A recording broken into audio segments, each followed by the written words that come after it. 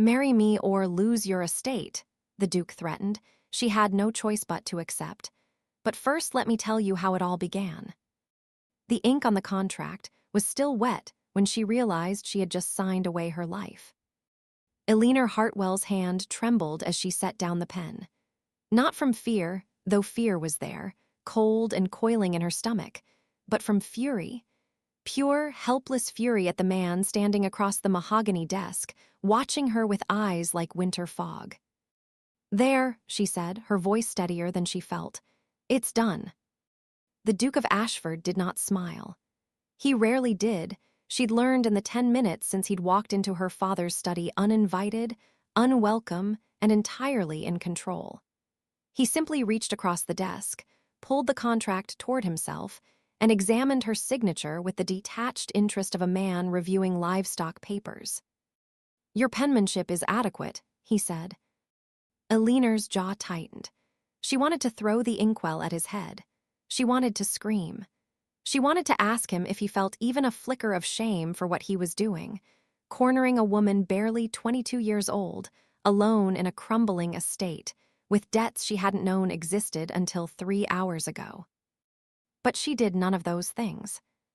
Because Eleanor Hartwell had been raised to believe that dignity was the only currency a woman without fortune could spend.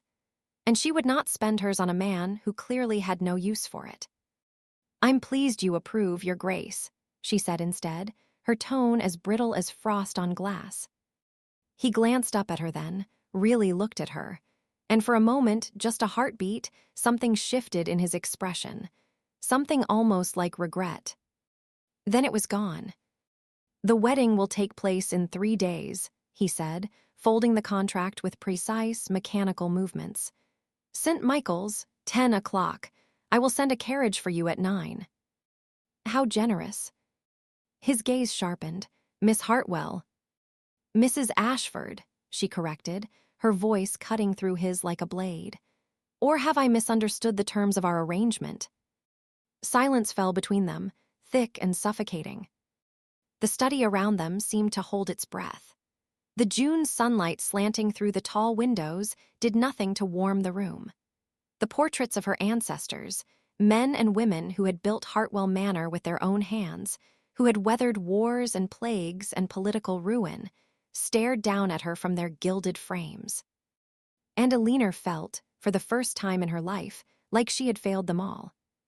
The Duke slipped the contract into the inner pocket of his coat. "You will be collected at 9, he repeated, as if she hadn't spoken. "Bring only what you can carry. Everything else will be sent for." "I don't need your charity." "You need my name." His voice was flat, final. "And I need your estate. This is not charity, Miss Hartwell. This is business." The word landed like a slap. Business. As if marriage, the thing poets wrote sonnets about, the thing her mother had called sacred, was nothing more than a transaction. A trade.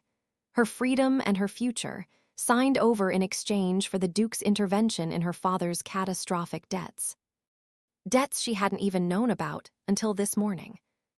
Debts that, according to the contract now resting against the Duke's heart, gave him legal claim to Hartwell Manor, its lands, and everything her family had built over 4 generations, unless she agreed to become his wife.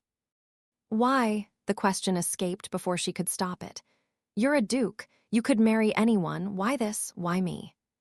For a moment, she thought he wouldn't answer.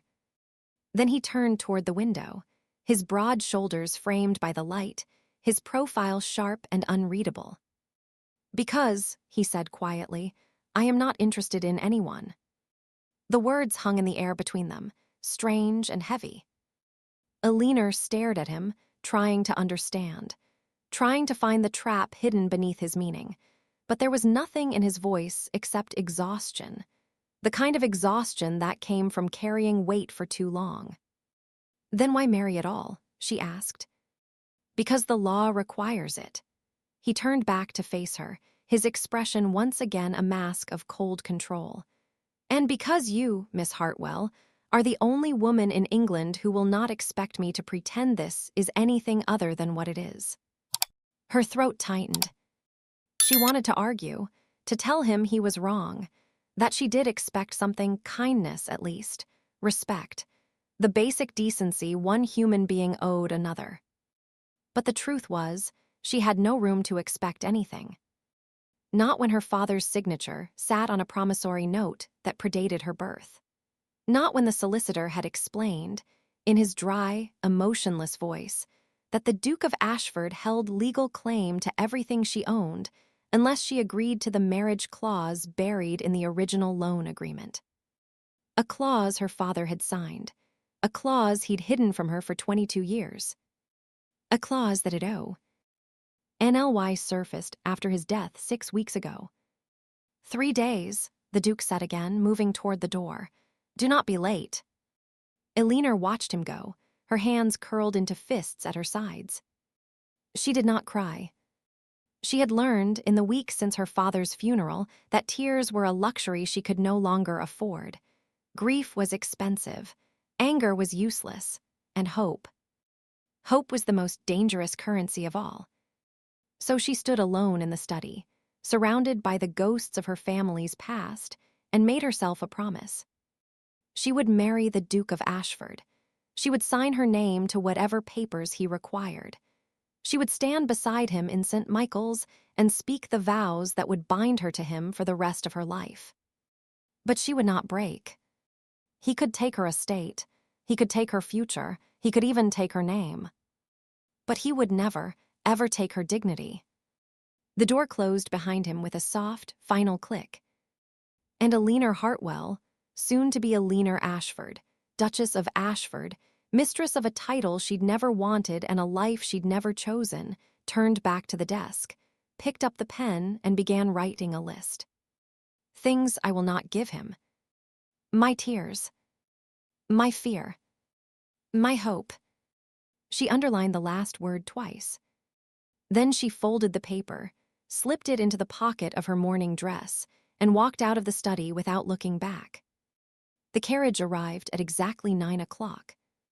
Elinor had been awake since dawn, dressed in the only gown she owned that wasn't black. It was pale gray silk, high-necked and severe, left over from a cousin's wedding 3 years ago.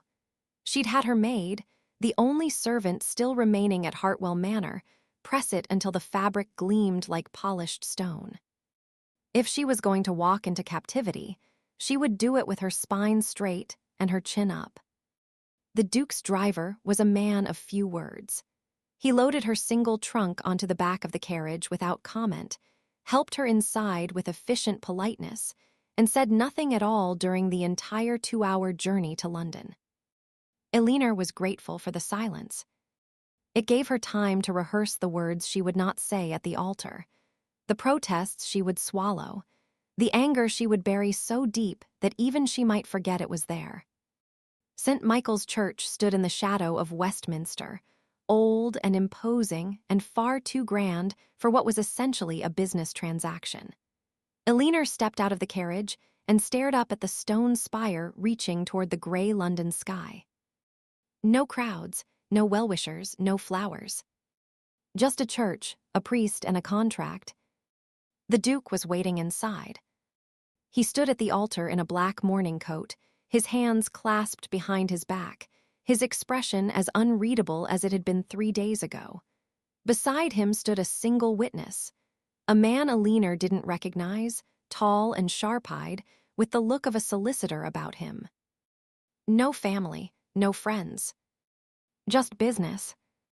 Elinor walked down the aisle alone, her footsteps echoing in the empty church. She did not look at the stained glass windows, or the carved pews, or the vaulted ceiling that should have made this moment feel sacred. She looked only at the Duke. And he looked back at her, with eyes that revealed nothing. The ceremony lasted 7 minutes. The priest spoke the words. Elinor repeated them. The Duke did the same, his voice steady and cold as winter stone. When it came time to place the ring on her finger, he did so without hesitation, a simple gold band, perfectly sized, as if he'd known the exact measurement of her hand without ever asking. She wondered, briefly, how many women he'd measured before settling on her. Then she stopped wondering, because it didn't matter. "You may kiss the bride," the priest said. The Duke's jaw tightened almost imperceptibly. Then he leaned forward, pressed his lips to her forehead, not her mouth, and stepped back before she could react. "It's done," he said quietly. And just like that, Eleanor Hartwell ceased to exist. In her place stood Eleanor Ashford, Duchess of Ashford, a woman she didn't recognize and wasn't sure she ever would. The Duke's London residence was not a house. It was a monument. 4 stories of pale stone and iron gates, flanked by manicured gardens and guarded by footmen who bowed so low Eleanor thought their foreheads might touch the ground. The entrance hall was all marble and mirrors, cold and gleaming, with a chandelier the size of a carriage hanging from the ceiling. Eleanor's entire childhood home could have fit inside the foyer. "Your rooms are on the 2nd floor," the Duke said, his voice echoing off the marble. "The East Wing. You'll find everything you need already prepared." "And you," the question slipped out before she could stop it. He paused at the base of the grand staircase, his hand resting on the banister. "The West Wing." "Opposite ends of the house." "Of course."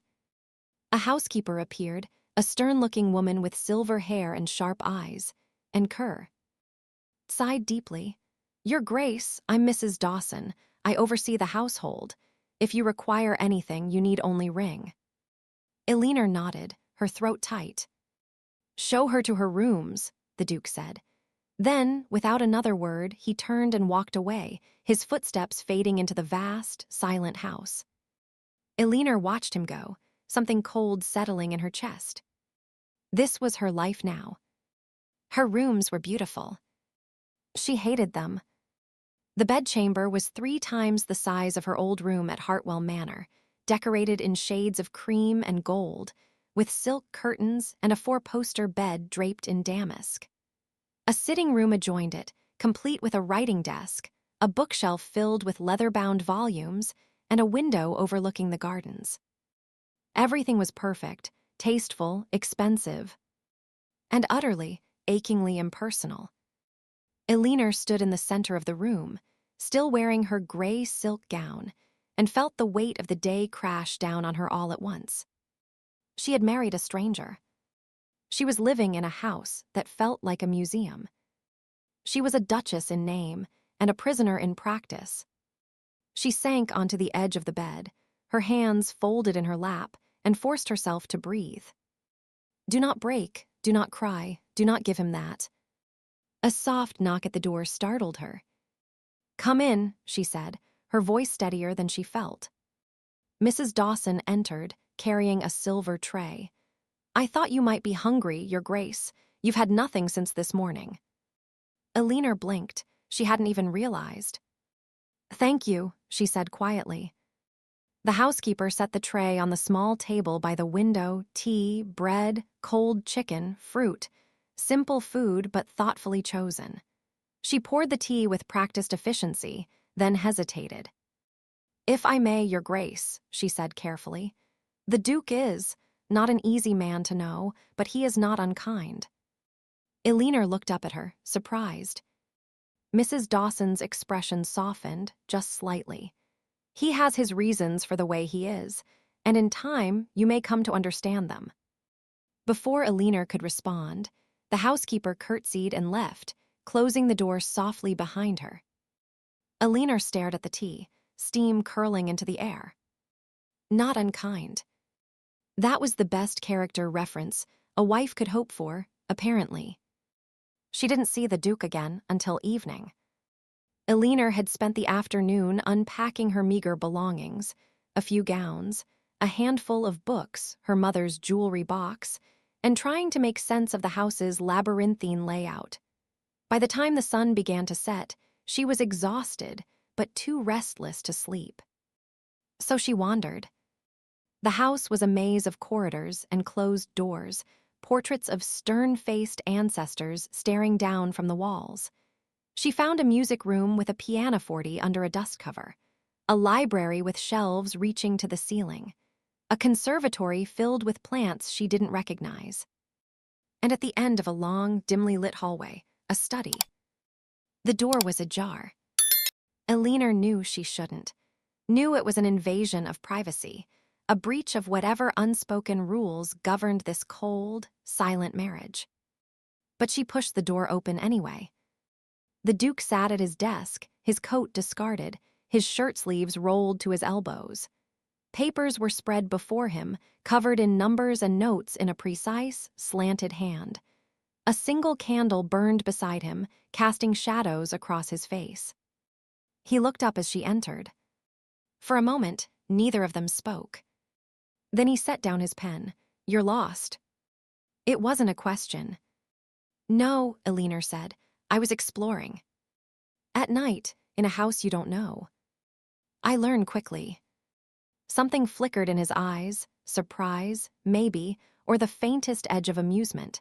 It was gone before she could be sure. "You should be resting," he said, his tone carefully neutral. "I've been resting all day." She stepped further into the room, her gaze sweeping over the cluttered desk. "What are you working on?" He hesitated. Then, as if deciding she wasn't worth the effort of evasion, he gestured at the papers. "Estate accounts, investments, the management of properties I inherited and never asked for." Elinor moved closer, drawn by curiosity despite herself. She recognized the columns of figures, the careful notations. Her father had kept similar records before he'd stopped keeping records at all. "Your steward doesn't handle this?" she asked. "He does. I review his work." "You don't trust him?" "I trust no one." The words were blunt, final. Elinor looked at him then, really looked at him, at the tension in his shoulders, the faint shadows under his eyes, the way his hand rested on the desk as if he'd been sitting there for hours. He wasn't cold, she realized. He was exhausted. "Why did you need to marry me?" The question came out softer than she'd intended. "Mrs. Dawson said you have your reasons. I'd like to know what they are." The Duke leaned back in his chair, studying her with an expression she couldn't read. "My father's will," he said finally. "It contains a clause, I must be married B. For my 35th birthday, or the estate, all of it, passes to my cousin." "And your cousin is?" "A gambler, a drunkard, a man who would sell every acre of land and every family heirloom to pay his debts within a year." His voice was flat, but Elinor heard the edge of anger beneath it. "I will not let that happen." "So you married me to keep your inheritance?" "Yes." At least he was honest. "And the scandal," Elinor pressed. "Mrs. Dawson mentioned." "There was a woman," he interrupted, his tone clipped. "2 years ago, she claimed I had proposed. I had not, but the rumors were, persistent, marrying you puts an end to them." Elinor absorbed this, her mind working through the implications. "So I'm a shield," she said slowly, "against your cousin and against gossip." "Yes." "And in return, you save my estate from your legal claim." "Yes." She should have been angry, should have felt used. But instead, she felt something almost like relief. Because this, at least, made sense. This was a transaction she could understand. "Thank you," she said quietly, "for being honest." The Duke blinked, clearly caught off guard. "You're thanking me." "You could have lied, you didn't." She met his gaze steadily. "I don't expect kindness from you, your grace, but I do expect honesty. And if that's all this marriage can offer, then at least I know where I stand."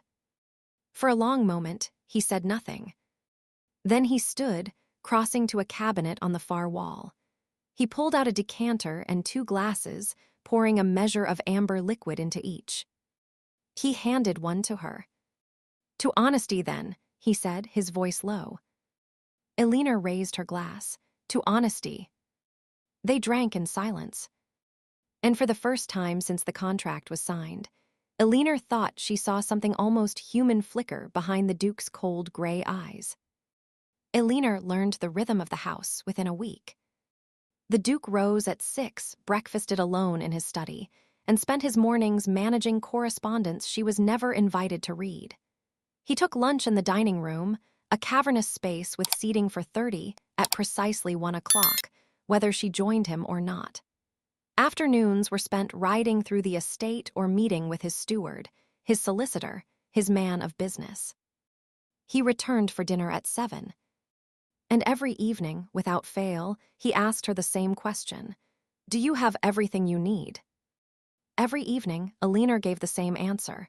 Yes, thank you. And every evening, he nodded, finished his meal in silence, and retreated to his study until well past midnight. They were two strangers living in the same house, orbiting each other like distant planets, close enough to acknowledge the other's existence, but never close enough to collide. Alina told herself she preferred it this way. She told herself the loneliness was temporary, that she would adjust, that a marriage built on contracts and necessity didn't require warmth or companionship or anything resembling affection. She almost believed it. Mrs. Dawson became her lifeline. The housekeeper was 60 if she was a day, with a spine like iron and a gaze that could reduce a footman to trembling apologies.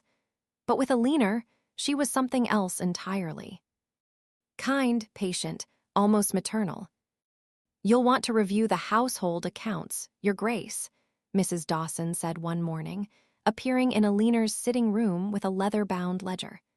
It's customary for the lady of the house to oversee domestic expenditures. Alina looked up from the book she'd been pretending to read. Does the Duke expect me to? The Duke, Mrs. Dawson said carefully, expects very little from anyone, but the staff would appreciate knowing their new mistress takes an interest. It was a gentle rebuke, delivered with just enough deference to avoid offense. Alina took the ledger.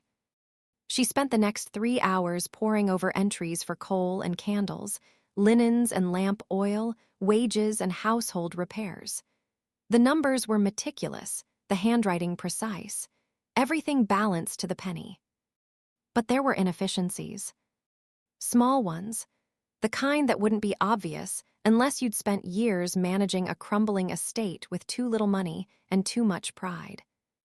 Alina made notes in the margins, suggestions, alternatives. When she handed the ledger back to Mrs. Dawson that afternoon, the housekeeper's eyebrows rose.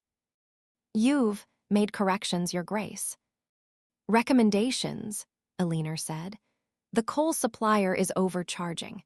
There's a merchant in Southwark who sells the same quality for 15% less, and the candle expenditure could be reduced by half if we switched to beeswax in the main rooms and tallow in the servants' quarters. It's what we did at Hartwell Manor. Mrs. Dawson stared at her. Then slowly, she smiled. I'll implement these immediately, Your Grace. Word spread through the household by dinner. The new Duchess wasn't just decorative. She understood numbers. She understood management. She understood survival. The Duke didn't mention the ledger. But 3 days later, Alina found a new account book on her desk, this one containing the broader estate finances, tenant rents, crop yields, timber sales, investments in railway stock and shipping ventures. No note accompanied it. But the message was clear. If you want to be useful, be useful. Alina sat down and began to read. By the end of the week, she'd identified 2 underperforming properties, flagged a tenant who hadn't paid rent in 6 months, and noticed a discrepancy in the timber contracts that suggested someone was skimming profits.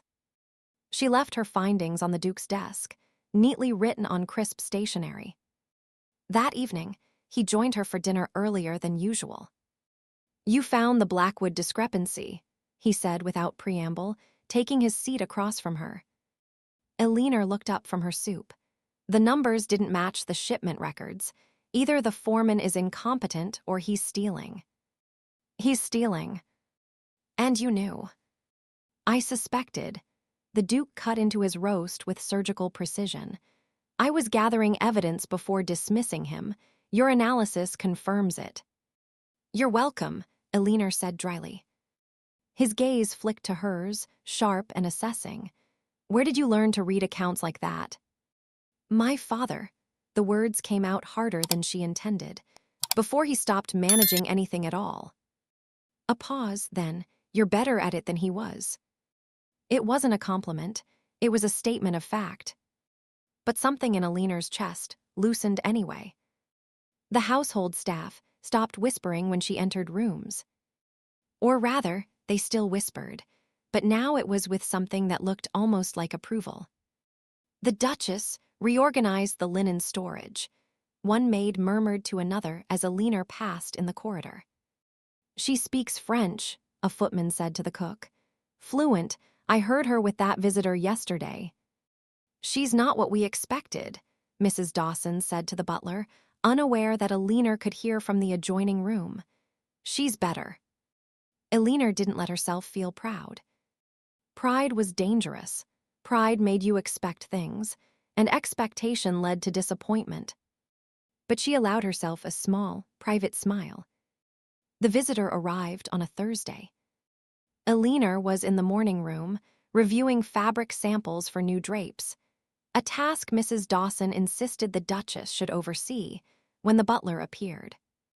Your Grace, the Comte de Montrose is here to see his Grace. Shall I show him to the drawing room? Elinor's pulse quickened. She'd heard the Duke mention the Comte, a French immigré with investments in England, an old acquaintance from the Duke's time on the continent. Yes, of course, she said, and inform the Duke immediately. But the Duke was out riding. He wouldn't return for another hour. Elinor made a decision. She rose, smoothed her skirts, and walked to the drawing room herself. The Comte de Montrose was a slender man in his 50s, impeccably dressed, with silver hair and a Weltschmerz smile. He turned as Elinor entered, his expression shifting from polite curiosity to surprise. Madame, he said, bowing, forgive me, I did not realize the Duke had married. Recently, Elinor said, extending her hand. I'm Elinor, Duchess of Ashford. My husband is out at present, but I'd be happy to offer you refreshment while you wait. The Comte took her hand and kissed it with practiced elegance. Enchanté, Your Grace, and may I say, the Duke is a fortunate man. It was the kind of thing men always said to new brides. Empty flattery. But then the Comte continued in rapid French. Though I must admit, I am surprised. When last we spoke, your husband swore he would never marry again. Again. Elinor's mind snagged on the word. But her face remained perfectly composed. Men often change their minds, Monsieur le Comte, she replied in flawless French, her accent drawing from the years her mother had insisted on tutors despite their dwindling funds. Especially when circumstances require it. The Comte's eyebrows rose. You speak French beautifully, Your Grace. My mother was half French. She believed education was the one inheritance no one could take from you. A wise woman.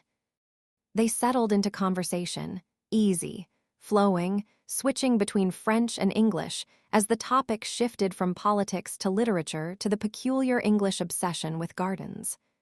The Comte was charming, witty, and clearly starved for intelligent conversation.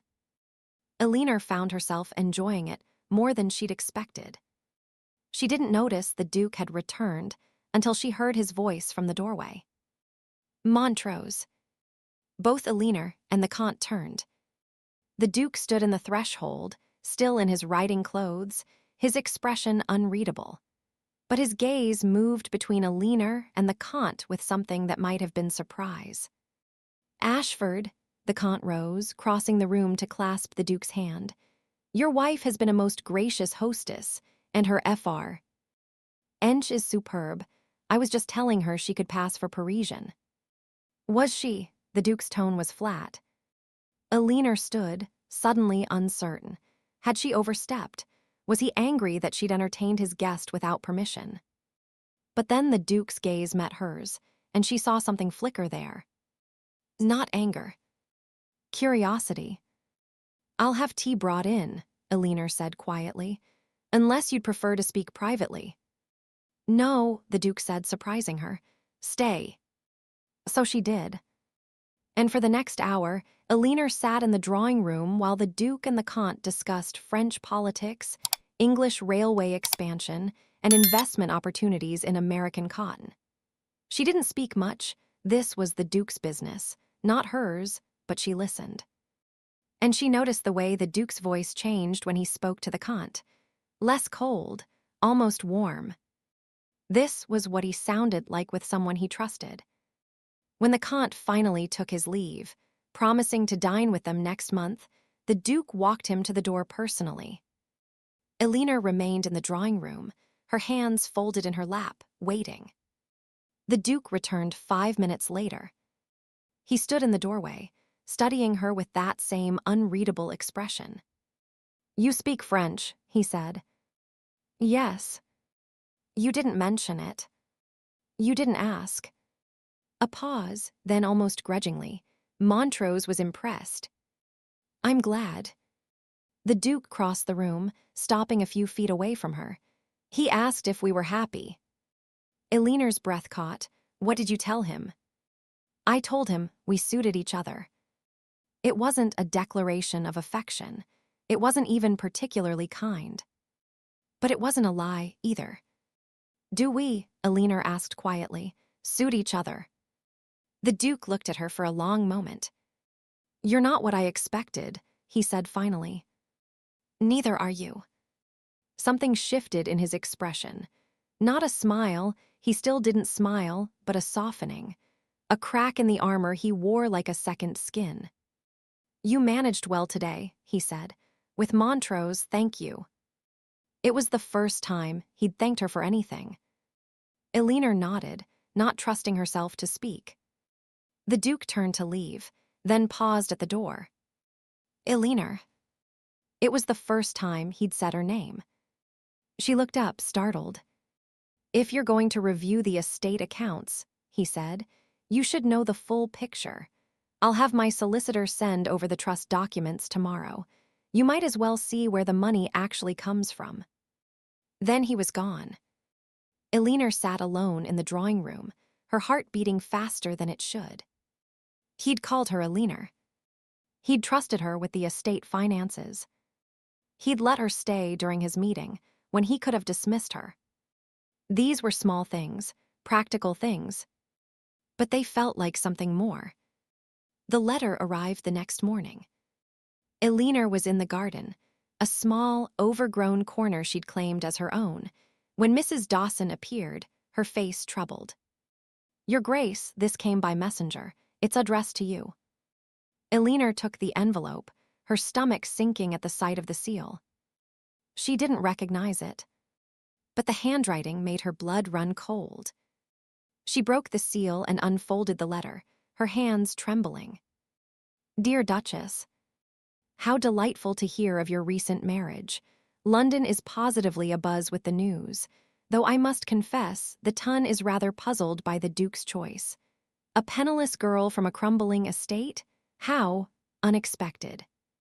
I do hope you're settling in well. I'm sure the Duke is treating you with all the courtesy one shows a business arrangement. Do give him my regards. We have such history, he and I.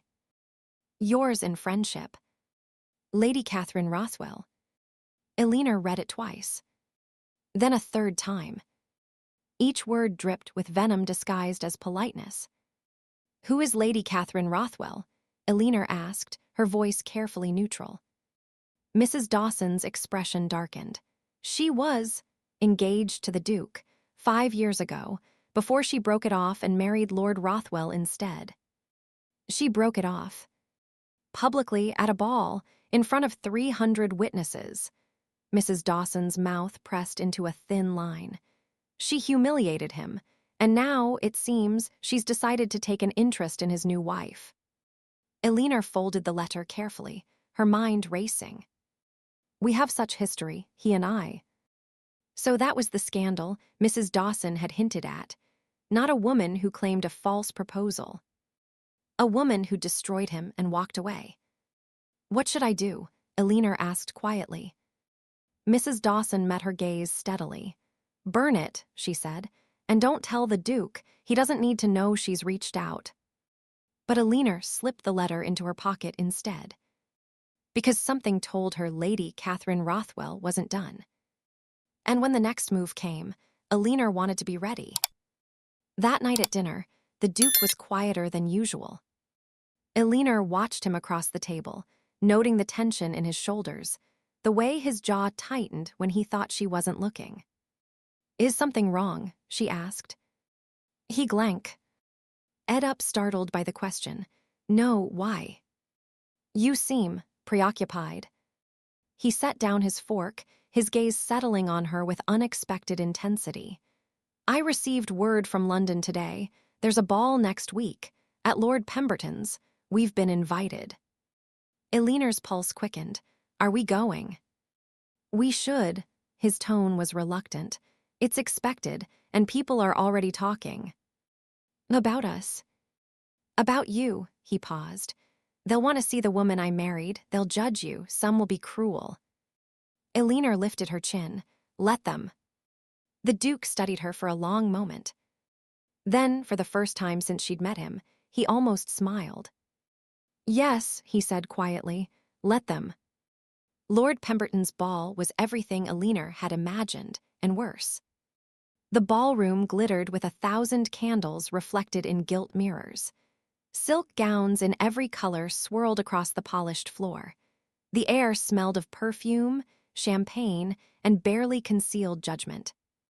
Alina wore deep blue, the finest gown the Duke's money could buy, made by a modiste who'd worked in reverent silence, as if dressing a woman married to Ashford was an honor beyond words. Her hair was swept up, her mother's pearl necklace at her throat. She looked every inch a duchess. She felt like an imposter. "Stay close," the Duke murmured as they entered, his hand resting lightly at the small of her back. "And if anyone asks about Hartwell Manor, tell them it's being restored." "Is it?" "It will be." His tone was clipped. "I don't break my word." They were announced. Every head in the room turned.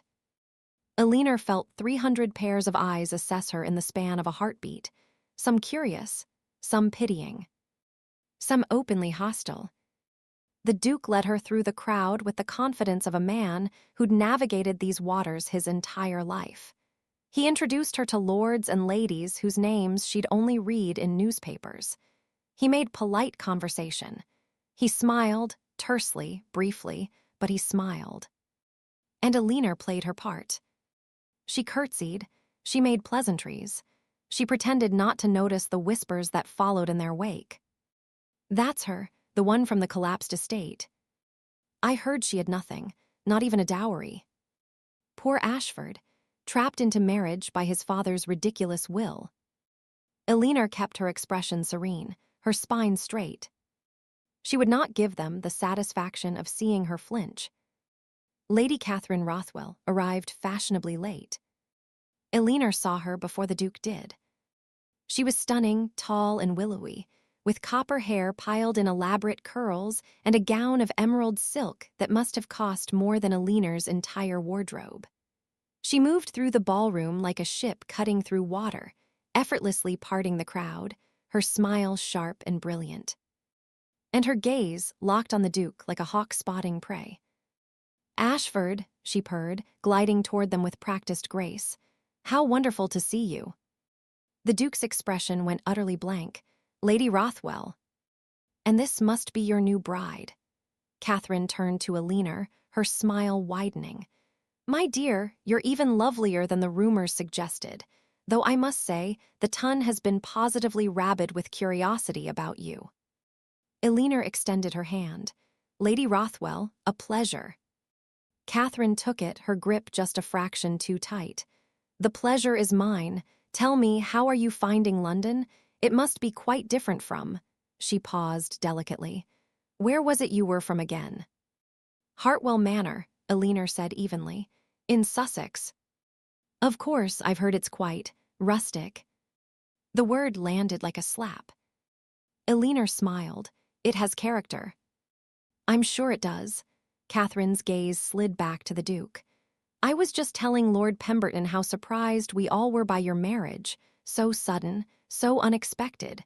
One might almost think. One might think what, Catherine? The Duke's voice was ice. Catherine's smile never wavered. Only that you're a man of such exacting standards. It's rather touching that you've chosen to be charitable. The implication hung in the air like poison. Elinor felt the eyes of the ballroom on them, watching, waiting. The Duke's jaw tightened. If you'll excuse us. Oh, but I've been so looking forward to getting to know the new Duchess. Catherine linked her arm through Elinor's before she could react. You simply must let me introduce you to some friends. They're dying to meet you. Elinor glanced at the Duke. He said nothing. He should have said something, should have intervened, should have pulled her away from Catherine's poisonous grip and made it clear that Elinor was under his protection. But he stood frozen, his expression unreadable, as Catherine led Elinor across the ballroom. The next 20 minutes were the longest of Elinor's life. Catherine paraded her through clusters of women who smiled with their mouths and sneered with their eyes. Each introduction was a masterclass in polite cruelty. This is the Duchess of Ashford. Yes, that Ashford. No, they hadn't met B. For the wedding. Isn't it romantic? She managed her father's estate, all by herself. Poor thing had no choice, really. I'm sure she'll adjust to London society eventually. It's quite different from country life, isn't it, dear? Elinor endured it all with her chin up and her expression calm. But inside, she was burning. Finally, Catherine delivered the killing blow. They were standing near the refreshment table when a young woman, barely out of the schoolroom, asked innocently, "But how did you meet His Grace, Your Grace?" Catherine answered before Elinor could. "Oh, didn't you know? It was a business arrangement. The Duke needed a wife to satisfy his father's will, and Elinor needed someone to save her estate from ruin. A perfect match of convenience, really." The words rang out in the sudden silence.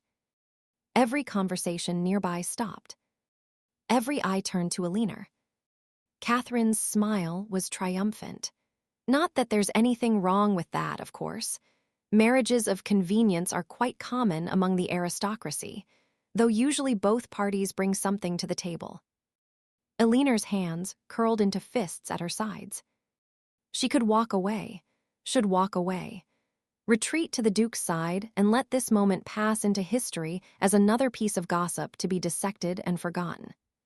But something in her, something that had survived her father's death and the loss of everything she'd known, refused to break. "You're quite right, Lady Rothwell," Elinor said, her voice carrying across the suddenly silent space. "My marriage to the Duke was not a love match." Gasps rippled through the crowd. Elinor continued, her gaze steady on Catherine. "The Duke needed a wife, I needed security. We were honest with each other about what we wanted and what we could offer. There was no deception, no false promises, no public humiliation of either party." Catherine's smile faltered. "I admire that honesty," Elinor said quietly, "because I've learned that dishonesty in marriage, whether it's pretending affection you don't feel or breaking promises you've made, causes far more damage than simply acknowledging the truth from the start." The silence was absolute. Elinor turned to the young woman who'd asked the question.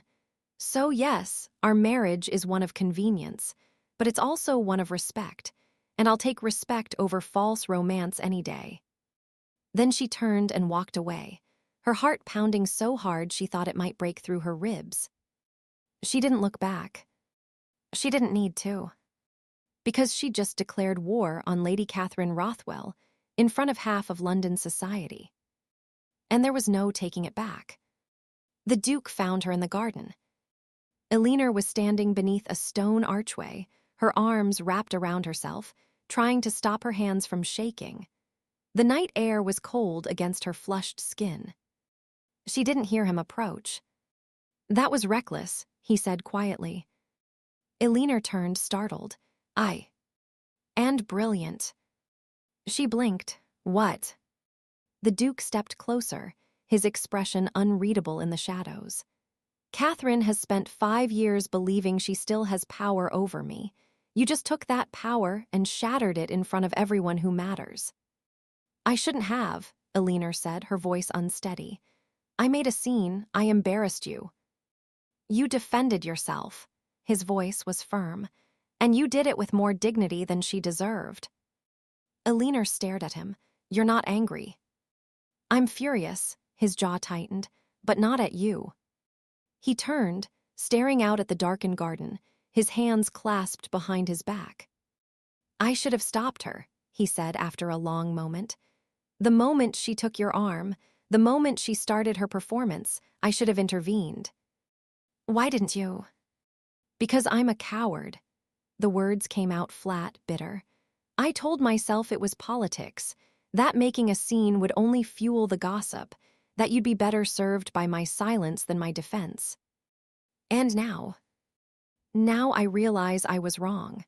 He looked at her then, something raw and honest in his gaze. "You didn't need me to save you. You saved yourself, and you did it better than I ever could have."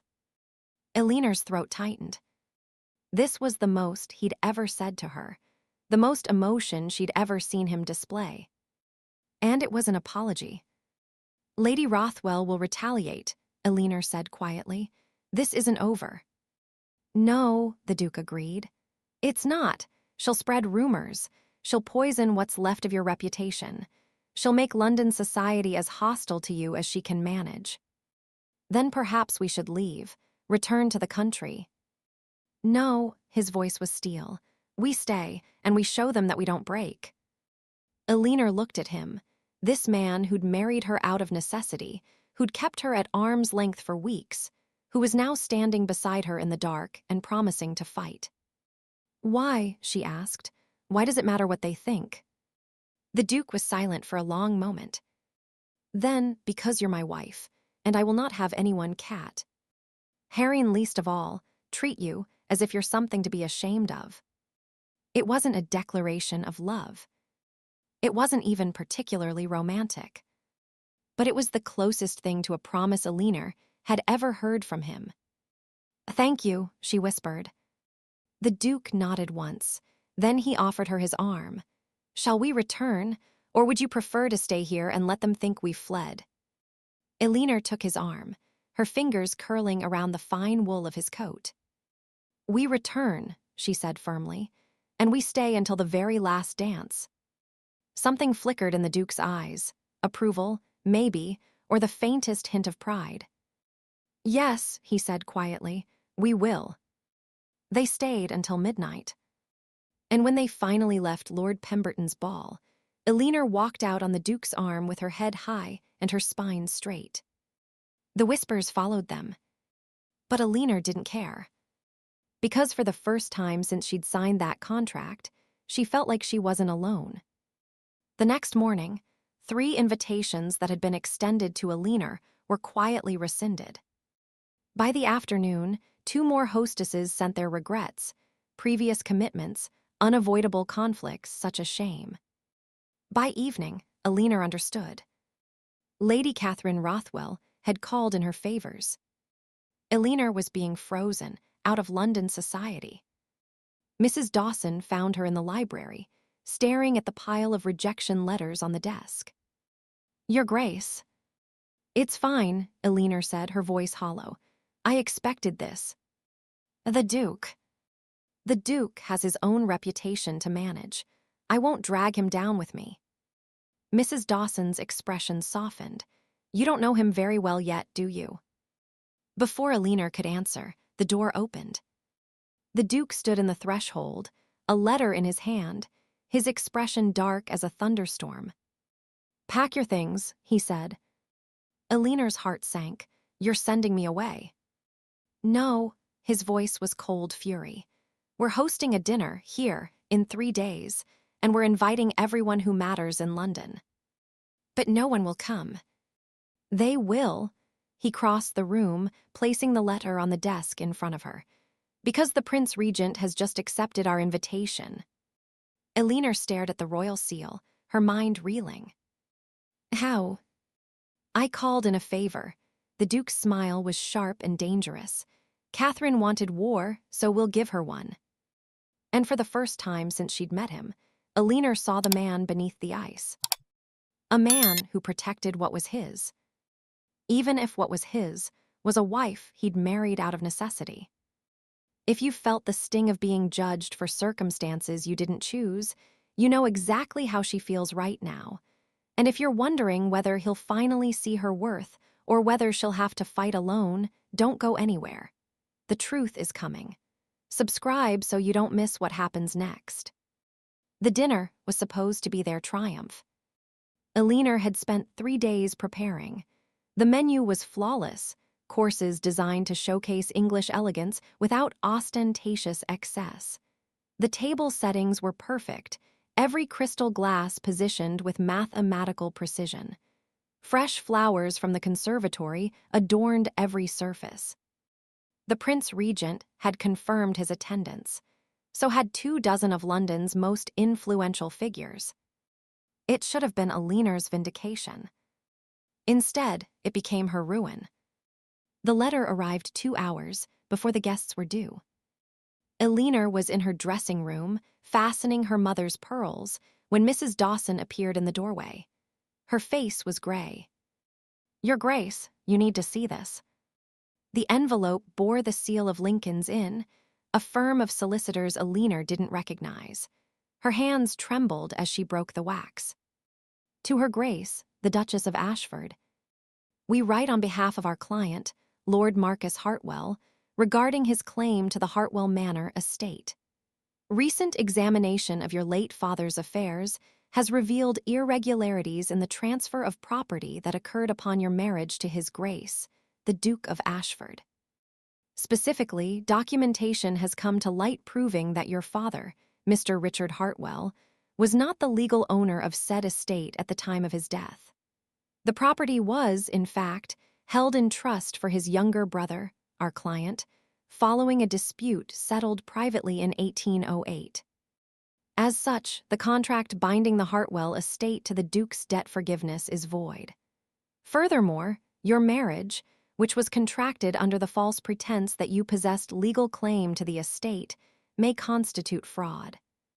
We hereby demand the immediate return of all properties and funds transferred to the Duke of Ashford, and we reserve the right to pursue annulment of your marriage on grounds of misrepresentation.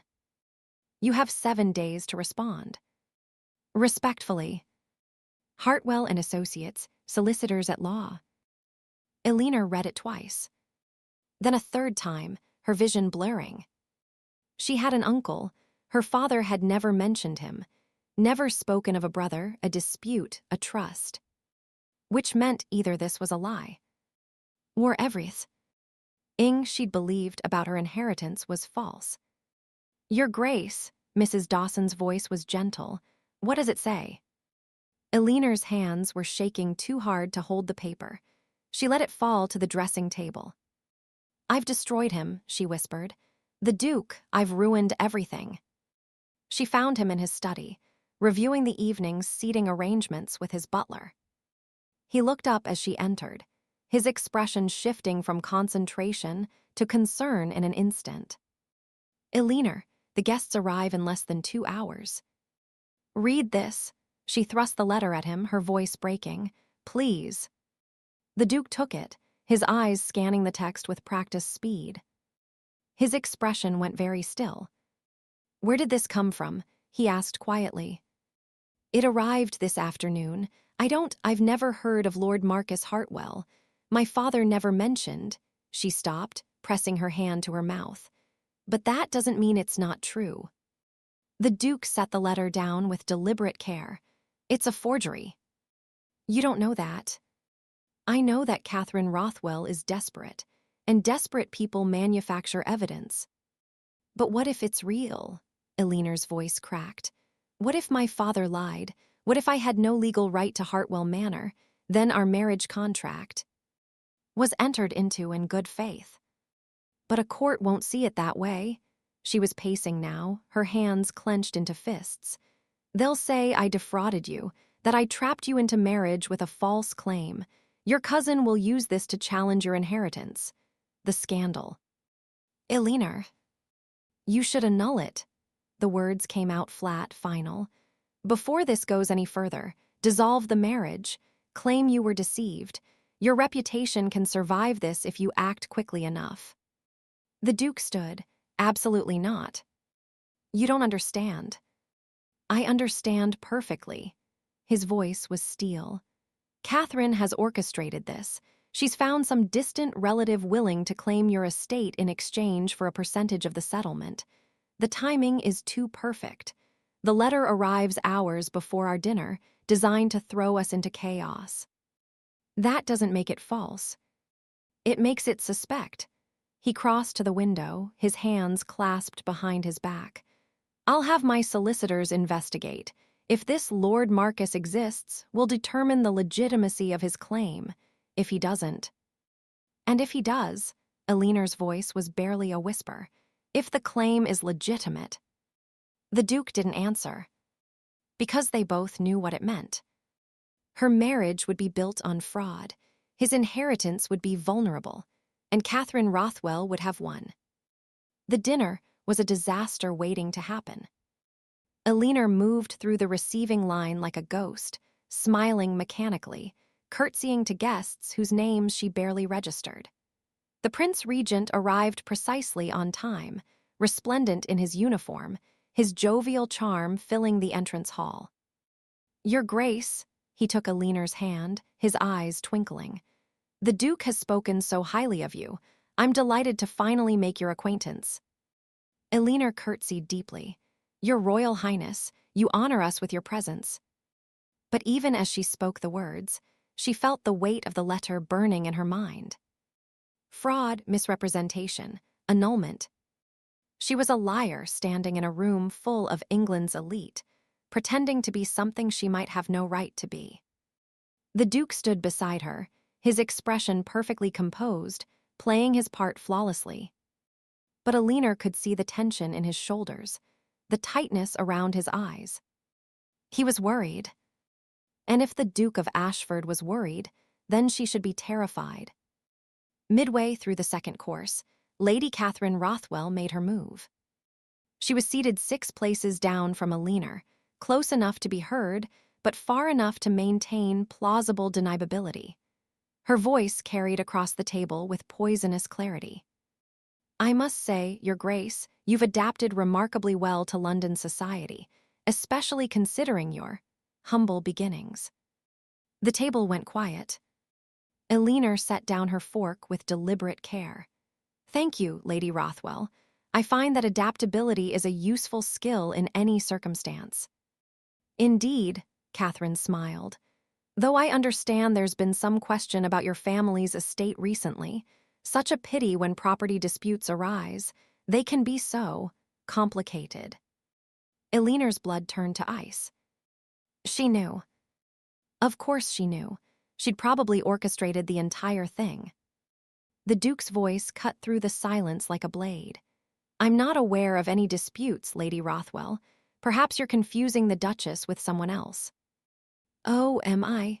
Catherine's eyes glittered. How careless of me, though I could have sworn I heard something about a long-lost relative claiming.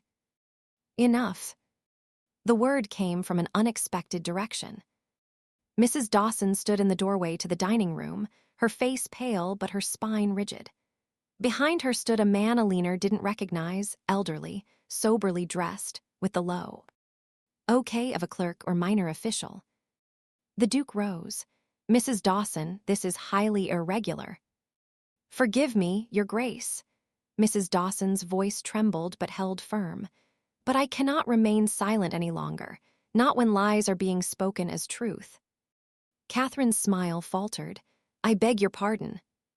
This is Mr. Edmund Carstairs, Mrs. Dawson continued, gesturing to the man beside her. He was Richard Hartwell's solicitor for 30 years. He has something to say regarding the letter Her Grace received this afternoon. Elinor's heart stopped. The Duke's gaze locked on the elderly man. Speak. Mr. Carstairs stepped forward, his hands shaking as he pulled a document from his coat. Your Grace, Your Royal Highness, my lords and ladies, I come here tonight at great personal risk to speak a truth that should never have been hidden. He unfolded the document with trembling fingers. Richard Hartwell did have a younger brother, Marcus Hartwell, but Marcus died in 1810, 14 years ago. I witnessed his death myself. I filed the death certificate with the parish registry in Sussex. A collective gasp swept through the room. The letter claiming Marcus Hartwell is alive and contesting the estate is a forgery, Mr. Carstairs continued, his voice gaining strength. I was approached 3 days ago by a woman who offered me a substantial sum to remain silent about Marcus's death. When I refused, she threatened to destroy my practice. Who, the Duke's voice was dangerous, who approached you? Mr. Carstairs looked directly at Catherine. Lady Catherine Rothwell. The room erupted. Catherine shot to her feet, her face white. That's a lie. This man is clearly being paid. I have proof. Mr. Carstairs produced another document. The death certificate, parish records, and letters from Marcus Hartwell's widow confirming his death and relinquishing all claim to the estate in favor of his elder brother. He laid the papers on the table in front of the Prince Regent. The prince examined them, his expression darkening with each page. Finally, he looked up at Catherine. Lady Rothwell, these appear to be authentic. They're forgeries. They bear the seal of the Church of England. The prince's voice was ice. Are you suggesting the Church is party to this conspiracy? Catherine opened her mouth, closed it. Her carefully constructed facade was crumbling before everyone's eyes. Furthermore, Mr. Carstairs said quietly, I have a witness who saw Lady Rothwell meeting with the solicitors who sent the fraudulent letter. A footman in her own household who came to me yesterday, troubled by what he'd overheard. Mrs. Dawson stepped forward. That footman is my nephew, Your Royal Highness. I brought him with me tonight. He's waiting outside, prepared to testify if needed. Elinor couldn't breathe. This was really happening. Catherine was being exposed, in front of the Prince Regent, in front of all of London society. And Mrs. Dawson, loyal, quiet Mrs. Dawson, had risked everything to make it happen. The Duke moved to Elinor's side, his hand finding hers beneath the table. His fingers were warm, steady. Anchoring. Lady Rothwell, the prince said, his voice carrying the full weight of royal authority. I suggest you leave, immediately. Catherine's face twisted with rage and humiliation. You can't. I can, and I am. The prince gestured to the footman. See Lady Rothwell out, and inform her husband that I will be having words with him about his wife's conduct. Catherine looked around the table, searching for an ally, a sympathetic face. She found none. Even her closest friends looked away, unwilling to be tainted by association. Finally, with her head high and her eyes blazing with hatred, Catherine Rothwell swept from the room. The door closed behind her with a decisive click. Silence fell. Then Mrs. Dawson curtsied deeply to the prince. Forgive the interruption, Your Royal Highness. The prince waved a hand. Nonsense. You've done a great service this evening, Mrs. Dawson. Truth should never be silenced for the sake of propriety. He turned to Elinor, his expression softening. Your Grace, you have my apologies for what you've endured, and my respect for how you've conducted yourself throughout this ordeal. Elinor's throat was too tight to speak. She managed a trembling curtsy. The Duke stood, raising his glass. To truth, he said quietly, and to those brave enough to speak it, no matter the cost. The table rose as one. To truth. Elinor looked at Mrs. Dawson, standing straight-backed and dignified despite the tears shining in her eyes. And she understood. Vindication didn't come from power or position or perfect strategy. It came from one person, deciding that silence was no longer acceptable. One person willing to risk everything for what was right. The dinner continued, but everything had changed. Conversations that had been stilted and careful before Catherine's exposure now flowed with genuine warmth. Guests who had watched Eleanor with thinly veiled skepticism now spoke to her with something approaching respect. The Prince Regent himself engaged her in a discussion about estate management that left several lords looking impressed despite themselves. But Eleanor barely tasted her food. Her hands were steady as she lifted her wine glass, her smile polite as she responded to pleasantries. But inside, she was trembling. Catherine was gone. The immediate threat had been neutralized. But Eleanor knew this wasn't over. Women like Catherine Rothwell didn't accept defeat quietly. The next morning, Eleanor woke to find the Duke's study door open and voices drifting into the hallway.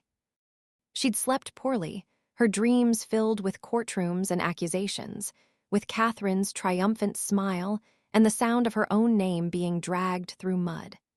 When she'd finally given up on sleep just after dawn, she'd found the house already awake, the Duke closeted with his solicitors since before sunrise. Now, standing in the hallway in her dressing gown, Eleanor hesitated. Then she pushed the door open. 4 men looked up. The Duke sat behind his desk, his jacket discarded, his shirt sleeves rolled up. Around him stood his solicitor, a sharp-eyed man named Mr. Pemberton, along with Mr. Carstairs from the previous night, and another man Eleanor didn't recognize. "Eleanor," the Duke rose immediately, "you should be resting." "I can't rest." She stepped into the room, closing the door behind her. "Not while my reputation and yours hangs in the balance. What's happening?" The Duke exchanged a glance with Mr. Pemberton. "Tell her," Eleanor said quietly. "Please, I have a right to know." Mr. Pemberton cleared his throat. "Your Grace, Lady Rothwell has not accepted her defeat gracefully. As of this morning, she's retained her own solicitors and is threatening to file formal charges of slander against both you and Mr. Carstairs." Eleanor's stomach dropped. On what grounds? She claims the documents Mr. Carstairs presented last night were forgeries created to defame her character. She's demanding a formal inquiry. "Let her demand," the Duke said coldly. "The documents are authentic. Any inquiry will prove it." "Perhaps," Mr. Pemberton's expression was troubled, "but the process will be lengthy, public. The scandal will dominate every newspaper in London for months. And in the meantime, Lady Rothwell is using her considerable social influence to paint herself as the victim of a conspiracy." "A conspiracy," Eleanor repeated flatly. "She tried to destroy my marriage with a forged legal claim, and now she's claiming she's the victim." "The aristocracy protects its own, Your Grace," the unknown man said quietly. He had a kind face, weathered with age, and wore the plain black coat of a clergyman. "Lady Rothwell comes from one of England's oldest families. Her husband is a decorated naval officer. She has allies in Parliament, in the church, even at court." "And I have nothing," Eleanor said, her voice hollow. "You have the truth," Mr. Carstairs said firmly. "And you have me. I will testify in any court before any inquiry that Marcus Hartwell died in 1810 and that Lady Rothwell approached me with an offer to suppress that fact." "As will my nephew," Mrs. Dawson's voice came from the doorway. Eleanor turned to find the housekeeper standing there, her expression resolute. "Thomas is prepared to swear before God that he overheard Lady Rothwell and her solicitors plotting this scheme." The Duke moved to Eleanor's side. "You also have me, and I will not allow Catherine to destroy you or us with lies." "But how do we prove it?" Eleanor asked. "If she has allies willing to support her version of events, if she can afford solicitors who will tie this up in courts for years," she trailed off, the weight of it crushing her. "How do we win?" The clergyman stepped forward. "Perhaps, Your Grace, you don't need to win in a court of law. Perhaps you need to win in the court of public opinion." Eleanor looked at him. "I don't understand." "Allow me to introduce myself properly. I'm Reverend Thomas Whitfield, vicar of St. Michael's, the church where you were married. I've served there for 35 years, and I've presided over hundreds of weddings." He paused, including Lady Catherine's first engagement to the Duke. The room went very still. First engagement. Eleanor's voice was barely a whisper. 5 years ago, Reverend Whitfield said quietly. Before she married Lord Rothwell, the banns were read. The date was set. And then, 3 days before the ceremony, Lady Catherine called it off in the most public manner possible. The Duke's expression had gone carefully blank. "Reverend, I fail to see how." "With respect, Your Grace, I believe it's relevant." Reverend Whitfield pulled a worn leather book from his coat. "I keep records. Every wedding, every christening, every burial. It's my duty." He opened the book to a marked page. "This is the entry faux. Are your first wedding, the one that never happened, and these," he indicated a series of notes in the margin, written in faded ink, "are my observations from that time." Eleanor leaned closer, reading the spidery handwriting. Bride appeared agitated. Gentleman caller the previous evening. Concerns raised about the engagement. Decision made to postpone indefinitely. "What gentleman caller?" the Duke asked, his voice tight. "Lord Rothwell." Reverend Whitfield met his gaze steadily. "Catherine met with him in secret the night before she ended your engagement. I saw them myself in the churchyard. I didn't think much of it at the time, assumed it was a family matter. But the next day, she broke off the engagement, and within 3 months, she was married to Rothwell instead." Understanding dawned on Eleanor's face. She was planning it, even then. She used the Duke's proposal to make Rothwell jealous, to force his hand. And when Rothwell proposed, she discarded the Duke publicly to punish him for being second choice. Mr. Pemberton finished, his voice thoughtful. "It was never about love. It was about control." The Duke turned away, staring out the window. "This doesn't prove her guilty of forging documents now." "No," Reverend Whitfield agreed. "But it establishes a pattern. A woman willing to manipulate and deceive for personal gain. A woman who has demonstrated, repeatedly, that she views others as pieces to be moved on a chessboard." "There's more," Mr. Carstairs said quietly. He produced another document from his case. "After last night, I went back through my files. Lady Rothwell's current solicitors, Hartwell and Associates, don't exist. The address on their letterhead is a tobacconist's shop in Cheapside. The names of the partners are aliases." "Are you certain?" Eleanor breathed. "I sent a clerk this morning. The shopkeeper confirmed that a well-dressed woman rented his back room for a week to receive correspondence. He identified Lady Rothwell from a description." The Duke's hands curled into fists. So the entire firm was fabricated. "Every aspect of it," Mr. Carstairs confirmed. "The letter, the legal threat, the claim on behalf of a dead man, all of it designed to create just enough doubt to destroy your marriage." Eleanor sank into a chair, her mind reeling. But why go to such lengths? What does she gain from ruining us? Mrs. Dawson spoke from the doorway, her voice sad. "Revenge, Your Grace. Nothing more, nothing less. Lady Rothwell cannot bear to see the Duke happy or even content with someone else. If she cannot have him, she'll make certain no one can." Silence fell over the room. Then the Duke turned, his expression carved from stone. "Gentlemen, Reverend Mrs. Dawson, thank you for your service, but I believe it's time to end this." "How?" Eleanor asked. The Duke's smile was cold and sharp. "By giving Catherine exactly what she's asked for, a formal inquiry, in front of witnesses, with every piece of evidence laid bare for all of London to see." The inquiry was held 3 days later at Lincoln's Inn. It was not a trial, not formally, but it had all the trappings of one. A panel of 3 magistrates sat at the head of the room, grim-faced and impartial. Rows of chairs filled the gallery, packed with members of the aristocracy who wouldn't have missed this spectacle for the world. Eleanor sat beside the Duke at a long table, her hands folded in her lap, her spine straight. Across from them sat Lady Catherine Rothwell and her solicitor, A different man this time, legitimate and expensive-looking.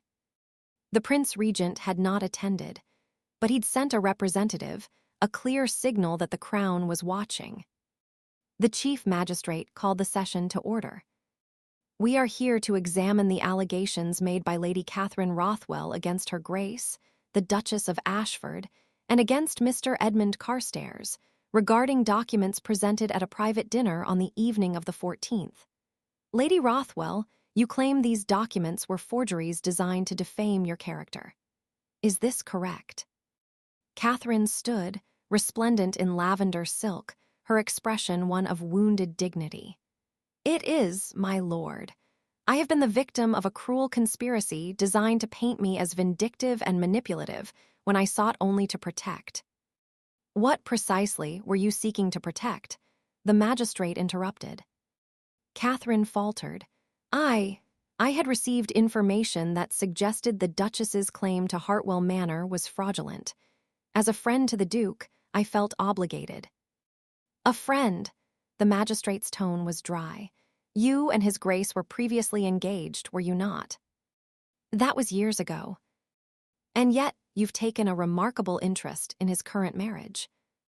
Catherine's face flushed. "I only wanted—" "We'll return to what you wanted in a moment. Mr. Carstairs, please present your evidence." The elderly solicitor stood, laying out documents with methodical precision. The death certificate for M. Arcus Hartwell, signed by a doctor and witnessed by a parish priest. Letters from Marcus's widow. Registry records showing no male Hartwell heir alive after 1810. Then he produced the letter that had been sent to Aliner, the forged legal threat. "This letter purports to come from Hartwell and Associates, solicitors at law," Mr. Carstairs said. "A firm which, as my investigation has confirmed, does not exist. The address listed is a tobacconist's shop. The seal is a fabrication. And the claim itself, that Marcus Hartwell lives and contests the estate, is demonstrably false." The magistrate examined the documents. "And you claim Lady Rothwell was behind this forgery?" "I do. I was approached by Lady Rothwell on the 11th, 3 days before the dinner party. She offered me £500 to destroy my records of Marcus Hartwell's death and to remain silent." Gasps rippled through the gallery. Catherine shot to her feet. "That's a lie. I never—" "I have a witness," Mr. Carstairs said calmly. "A footman in Lady Rothwell's household who was present during our meeting. He is prepared to testify." The magistrate gestured. "Bring him forward." A young man entered, barely 20, nervous but determined. He swore his oath and recounted, in a shaking voice, how he'd been ordered to show Mr. Carstairs into Lady Rothwell's private sitting room, how he'd lingered outside the door and heard the entire conversation.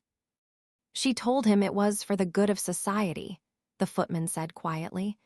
"That the Duchess was a social climber who trapped the Duke into marriage through deception. She said exposing the truth was a moral duty." "And the payment?" the magistrate asked. £500. I saw her write the bank draft myself." Catherine's solicitor stood. "This young man is clearly being coached." "I am not, sir." The footman's voice was firm. "I know what I heard, and I know it was wrong." Reverend Whitfield was called next. He presented his registry, his notes, his account of Catherine's behavior 5 years earlier. Then Mrs. Dawson testified to the letter's arrival, to Aliner's distress, to the calculated timing designed to cause maximum damage. Finally, the Duke stood. The room fell silent. "My lords," he said, his voice carrying to every corner of the chamber, "I will not pretend that my marriage to Aliner was a love match. It was not. It was a marriage of necessity on both sides. But it was entered into honestly, with full disclosure, and with mutual respect." He turned to look at Catherine. "Lady Rothwell cannot accept this. She believes I owe her something, my misery, perhaps, or my eternal regret. But I owe her nothing. What she did to me 5 years ago was her choice. What I do now is mine." He reached for Eleanor's hand, drawing her to her feet beside him. Eleanor is my wife. She has managed my household with intelligence and grace. She has defended herself against slander with dignity I could not have mustered. She has been more honorable, more honest, and more worthy of respect than half the people in this room. His gaze swept the gallery, and Eleanor saw more than one lord or lady look away in shame. If society chooses to believe Catherine's lies over the documented truth, then society is welcome to its delusions. But I will not be moved. Eleanor is the Duchess of Ashford, and she will remain so until death parts us. The room was utterly silent. Then the chief magistrate spoke. Lady Rothwell, do you have any evidence, any actual evidence, to support your claims? Catherine's face was white. The letter was genuine when I received it. You received it from solicitors who don't exist. Solicitors you apparently paid to fabricate it. The magistrate's voice was cold. This inquiry is concluded. The documents presented by Mr. Carstairs are authentic. The allegations against the Duchess of Ashford are without merit. And Lady Rothwell, you are hereby censured for wasting this court's time with malicious falsehoods. He struck his gavel. The room erupted in whispers. Catherine stood frozen, her carefully constructed facade shattered. Then, without a word, she turned and fled the chamber, her solicitor scrambling to follow. Eleanor remained standing, the Duke's hand still clasped in hers. She had won. The truth had won. But as she looked at the faces in the gallery, some approving, some resentful, all fascinated by the spectacle, she felt no triumph. Only exhaustion. And the overwhelming relief of finally being able to breathe. The house was quiet when they returned. The servants had retired early, sensing that the Duke and Duchess needed solitude after the ordeal of the inquiry. Eleanor walked through the entrance hall in silence, her footsteps echoing on the marble, still feeling the weight of 300 eyes that had watched her vindication. She should have felt triumphant. Instead, she felt hollow. Eleanor. She turned. The Duke stood at the base of the stairs, his co. At discarded, his cravat loosened. He looked as exhausted as she felt. You should rest, he said quietly. It's been a long day. Yes, Eleanor's voice was steady. I'll need to begin packing tomorrow. The Duke went very still. Packing. My reputation is restored. The marriage contract has served its purpose. She met his gaze, forcing herself to remain calm. You're free of Catherine's schemes, your inheritance is secure, and Hartwell Manor will be safe. You promised to restore it, and I trust you'll keep your word. I will. Then there's no reason for me to remain. The words came out more brittle than she'd intended. We can arrange a quiet separation. I'll retire to the country. You can tell society whatever you prefer, that I'm in poor health, or prefer privacy, or simply that we've chosen to live separately. It's not uncommon among the aristocracy. Silence stretched between them. Then the Duke said, very quietly, Is that what you want? Eleanor's throat tightened. What I want doesn't matter. This was a business arrangement. You needed a wife to secure your inheritance. I needed security for my estate. We both have what we needed now. Do we? It wasn't a question. Eleanor looked away, unable to bear the intensity of his gaze. You don't need to pretend, Your Grace. We were honest with each other from the beginning. That honesty is the only thing of value in this marriage.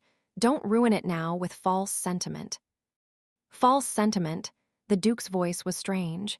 Is that what you think this is? I think, Eleanor stopped, pressing her hand to her forehead. I think I'm very tired, and I think we've both been through enough drama for one lifetime. Let's not make this more complicated than it needs to be. She turned toward the stairs. I did not expect to feel the absence of your presence before you had even gone. The words stopped her cold. Eleanor stood frozen on the first step, her hand gripping the banister. What? She whispered. The Duke moved closer, though he didn't touch her. This morning, when I woke and knew we'd be facing the inquiry, my first thought was not of strategy or evidence or what Catherine might do. His voice was low, rough with something she'd never heard before. My first thought was that I would have to watch you endure public scrutiny, that I might lose you, and the absence of you, even the possibility of it, felt like losing air. Elinor turned slowly to face him. He stood 3 steps below her, which brought them almost to eye level. His expression was unguarded in a way she'd never seen. Vulnerable, raw. "You barely know me," she said, her voice shaking. "We've been married less than 2 months. We're strangers who happened to sign the same contract." "We were strangers." The Duke's gaze held hers. "We're not anymore." "Then what are we?" He was silent for a long moment. "Then, I don't know. But I know that I notice when you rearrange the books in the library by subject instead of size. I know that you take your tea with too much sugar and no milk. I know that you walk in the garden every morning just after dawn, even when it rains.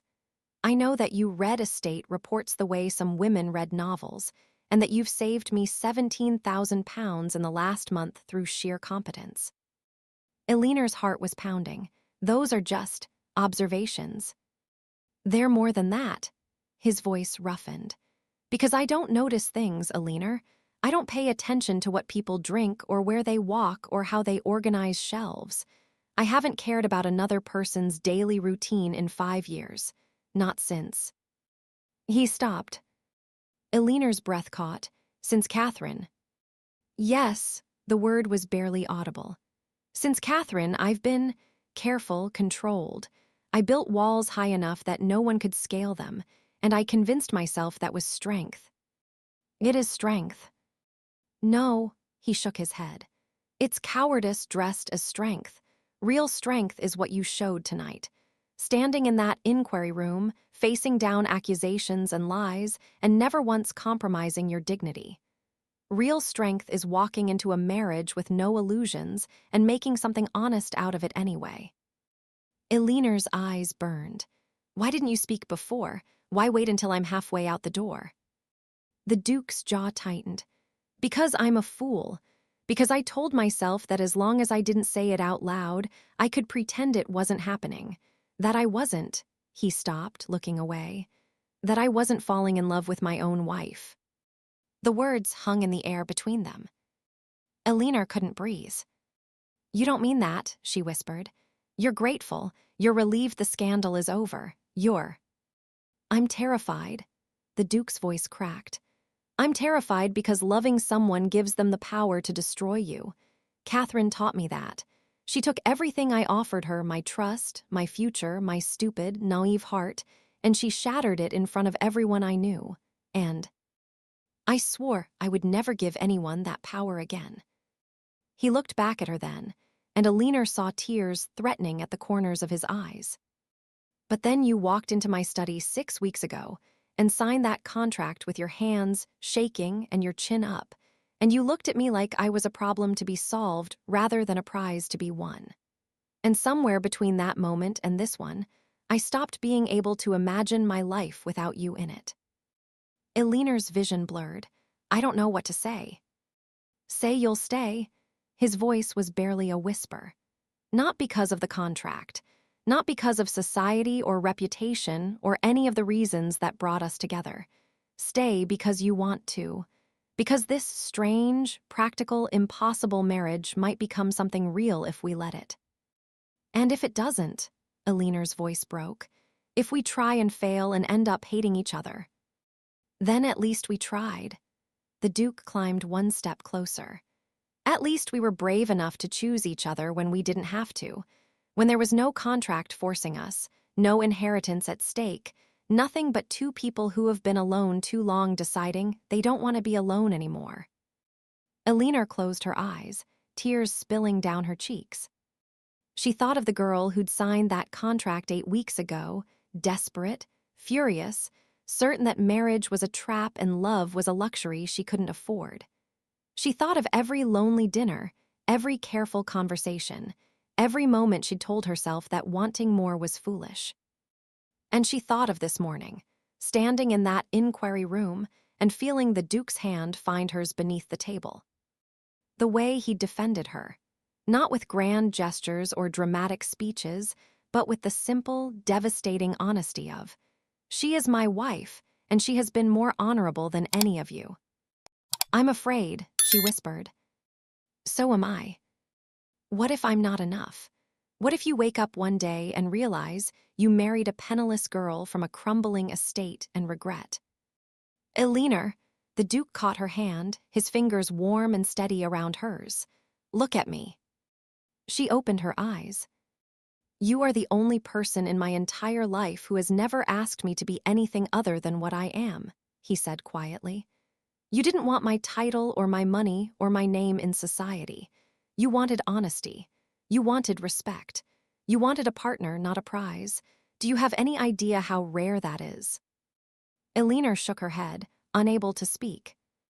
"I don't regret marrying you," the Duke said. "I regret that it took me this long to realize that the best decision I ever made was the one I thought was purely practical." His thumb brushed across her knuckles. "Stay, please, not as my duchess, not as a contract obligation. Stay as Eleanor, as yourself, as the woman who reorganized my household, saved me a fortune, and stood up to Catherine Rothwell without flinching." "As your wife," Eleanor whispered. "As my wife." His voice was rough with emotion. "My real wife, if you'll have me." Eleanor looked at their joined hands, at the ring on her finger that she'd worn like a shackle for 8 weeks, and was just beginning to understand might be something else entirely. A promise, a choice, a beginning. "I don't know how to do this," she said quietly. "I don't know how to be loved. My father barely knew I existed after my mother died. I've spent years managing an estate alone, keeping everyone at arm's length because caring meant having something to lose. I'm not good at this." "Neither am I." The Duke's smile was small and sad. "But perhaps that's why we suit each other. We can learn together." Eleanor's breath hitched. Then, slowly, she descended one step, then another, until she was standing directly in front of him, close enough to see the silver threading through his dark hair, the faint lines at the corners of his eyes, the vulnerability he was finally letting her see. "If I stay," she said carefully, "I need you to understand something." "Anything." "I won't be a decoration. I won't be paraded at balls and then ignored. I won't live in one wing while you live in another, pretending we're married while living like strangers. I wouldn't want that either. And I need time," her voice wavered, "to trust this, to trust you, to believe that this isn't just relief or gratitude or the aftermath of Catherine's schemes." The Duke nodded slowly. "How much time?" Eleanor looked at him, really looked at him. This man who'd married her out of necessity and was now asking her to stay out of choice. "Let's start with dinner," she said quietly. "Real dinner, where we actually talk to each other, where you tell me about your day and I tell you about mine, where we learn to be friends before we try to be anything else." "I would like that." "And then," Eleanor hesitated, "then we'll see, one day at a time. No promises except honesty, no expectations except respect. And if, after all that, you decide you still want to leave." Eleanor's heart clenched. "Then I'll leave, and you'll let me go without making me feel guilty for choosing my own happiness." The Duke was quiet for a long moment. Then he lifted her hand to his lips and pressed a kiss to her knuckles. Gentle, reverent, heartbreakingly tender. "I will never stop you from choosing your own happiness," he said quietly, "even if that choice breaks my heart." Eleanor's tears spilled over. And for the first time since her mother died, she let herself believe that maybe, just maybe, she deserved to be loved. "I'll stay," she whispered. "For now, for dinner and conversation and learning to be friends, I'll stay." The Duke's smile was like sunrise breaking through clouds. "Then I'll take for now," he said, "and I'll spend every day earning forever." Eleanor laughed through her tears and let him pull her into an embrace that felt less like a contract and more like coming home. 2 years later, Eleanor stood in the morning room of Ashford House. reviewing correspondence with the same focused efficiency she'd brought to everything since becoming the Duke's true partner in more than just name. But this morning, her attention kept drifting to the window. Outside, the Duke was teaching their daughter to ride. Little Catherine, named not in spite of the past, but in defiance of it, reclaiming a name that had once meant pain and turning it into something joyful, sat perched on a gentle mare, her delighted laughter carrying across the garden. The Duke walked beside her, one hand steadying her back, his usual stern expression softened into something that still caught Aliner's breath even after 2 years of marriage. Real marriage. The kind built on morning conversations and shared decisions, on arguments about estate management and quiet evenings reading in the library, on friendship that had slowly, inevitably, deepened into love. They had not rushed.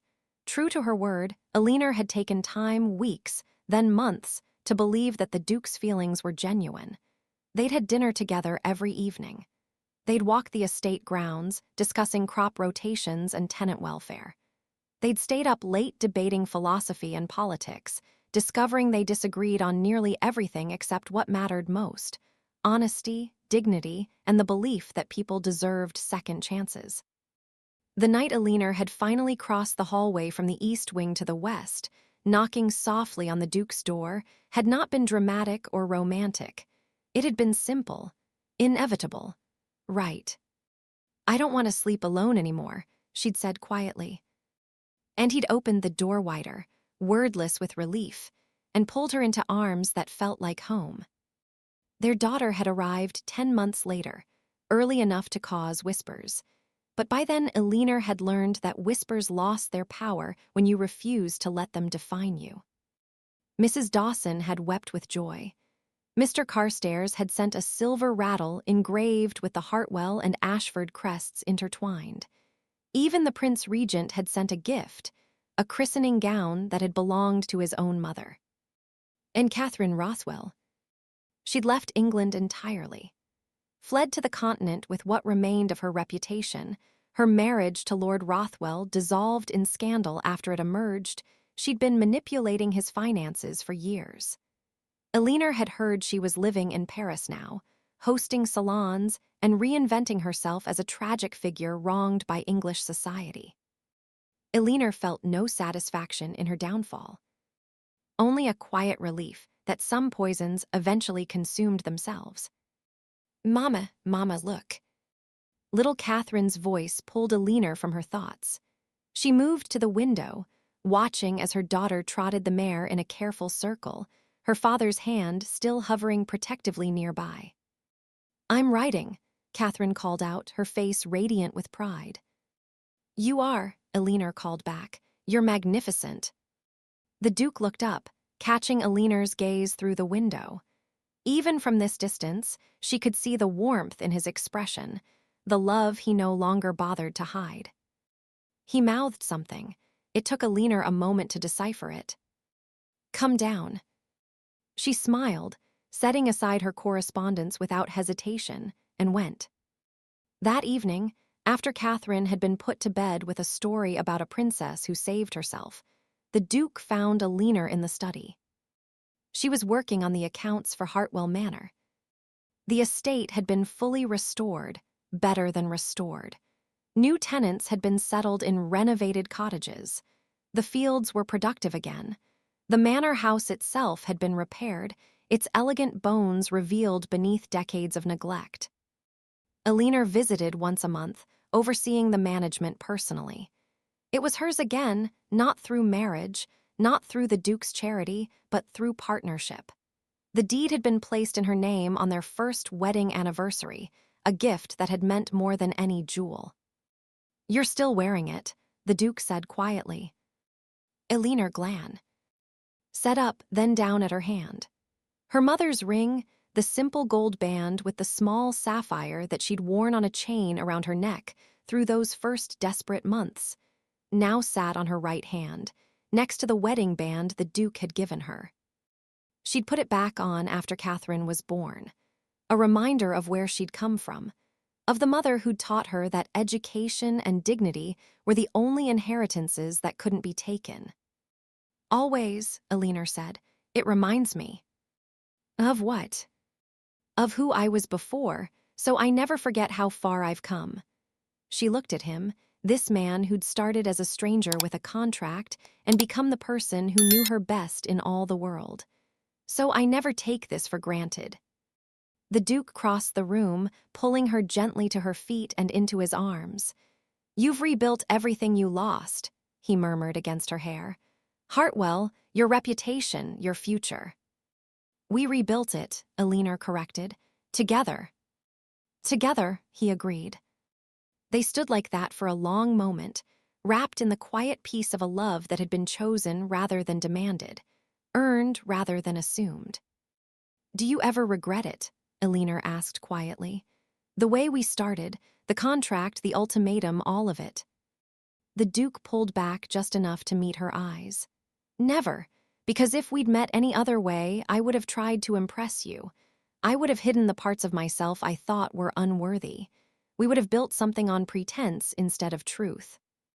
And this way. This way, we started with honesty, with the worst of ourselves already visible, and we chose each other anyway. His hand came up to cup her face. That's stronger than any fairy tale romance could ever be. Alina's eyes burned with tears, happy ones for once. I used to think dignity was all I had left, she said quietly. That if I could just hold on to that, I could survive anything. But I was wrong. Were you? Dignity isn't about surviving alone. It's about knowing your worth even when the world tells you you're worthless. It's about telling the truth even when lies would be easier. It's about choosing love when you could choose safety. She smiled up at him. I had dignity then, but I have so much more now. What do you have now? Partnership, friendship, love. She pressed her hand over his heart. A family, a future I chose instead of one that was chosen for me. Everything I thought I'd lost, rebuilt on my own terms. The Duke kissed her then, soft and sweet, and full of promises they'd already proven they could keep. When they finally drew apart, he rested his forehead against hers. The choices made under pressure reveal who we are, he murmured, echoing words Alina had once said to him in the dark days after Catherine's schemes. But the choices made in freedom. Define the life we build, Alina finished. And as they stood together in the quiet study, surrounded by ledgers and correspondence, and the ordinary beauty of a shared life, Alina thought of the girl she'd been 2 years ago. Desperate, furious, certain that marriage was a trap and love was a luxury she couldn't afford. That girl had signed a contract to save her estate. But the woman she'd become had chosen something far more valuable. She'd chosen truth over deception, dignity over desperation, and love, real, honest, hard-won love, over the safety of walls that kept everyone out. The life she'd built wasn't perfect, but it was hers, and that made all the difference. If her story moved you, if you've ever had to choose between survival and surrender, or if you've watched someone's truth finally be seen, I want to hear from you. Leave a comment. Would you have accepted the Duke's ultimatum, or would you have risked everything to walk away? Your thoughts keep these stories alive. Subscribe so you never miss a tale of dignity restored and love earned. And remember, the choices made under pressure reveal who we truly are. But the choices made in freedom, those define the life we build.